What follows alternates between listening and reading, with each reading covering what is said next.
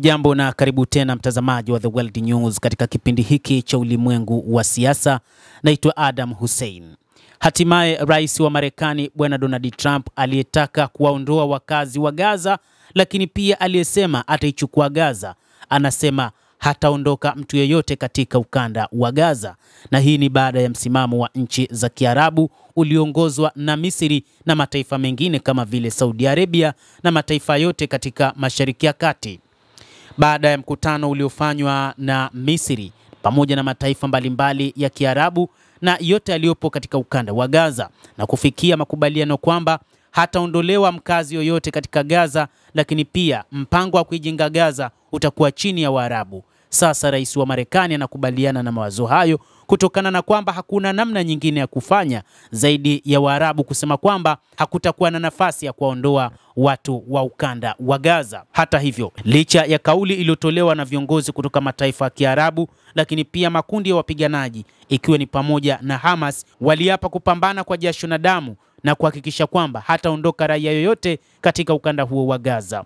Hata hivyo, moja kati ya sababu ambazo Waarabu walizitazama ni juu ya kuondolewa kwa wakazi katika ukanda wa Gaza, na kwamba Gaza itakuwa ya mtu yoyote, na hivyo hii itawakosesha haki Waarabu wa ukanda wa Gaza ambao ni wa Palestina kuwa katika taifa lao, hasa eneo la ukanda wa Gaza. Lakini pia hii itakuwa si haki kwa Wapalestina hao na kwamba watapoteza taifa lao. Maoni yake yanatokana na kujibu swali kutoka kwa waandishi wa habari yalikuja wakati wa mkutano uliofanyika siku ya Jumatano akiwa na waziri mkuu wa Ireland Michael Martin katika ikulu ya White House.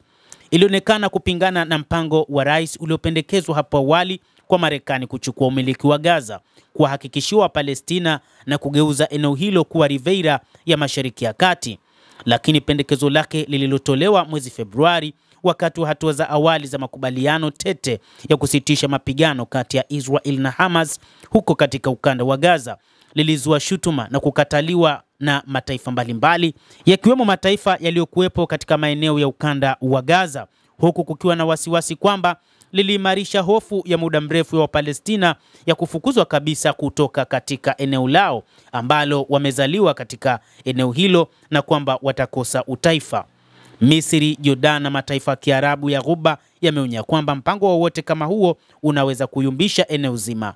Kwa kujibu, mataifa ya Kiarabu yalipitisha mpango wa Misri kwa dola bilioni 53 kwa ajili ya kuijenga Gaza, ambapo ungeepuka kuhama kwa Palestina. Mawaziri wa mambo ya kigeni wa nchi za Kiarabu walisema siku ya Jumatano kwamba wataendelea kushauriana na mjumbe maalum wa Donald Trump katika Mashariki ya Kati Bwana Steve Witkoff kuhusu mpango wa Misri wa kuijenga upya Gaza kama njia mbadala ya pendekezo la rais wa Marekani kutoa eneo hilo. Mawaziri wa mambo ya nje wa nchi za Kiarabu walijadili mpango wa ujenzi wa Gaza ambao uliidhinishwa wakati wa mkutano wa wakuu wa jumuiya za nchi za Kiarabu uliofanyika Cairo Machi 4 mwaka huu wa 2025.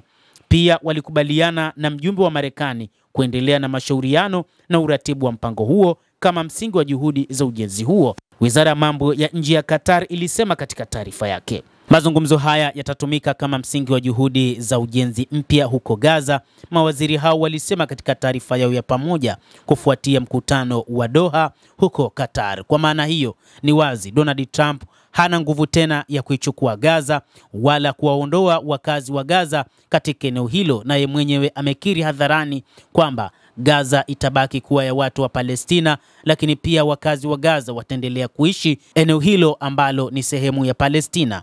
Mtazamaji, endelea kutufuatilia, lakini usisahau kulike, usisahau kucomment na kusubscribe channel yetu hii. Jina langu ni Adam Hussein. Endelea kuwa nasi wakati wote, endelea kutufuatilia wakati wote.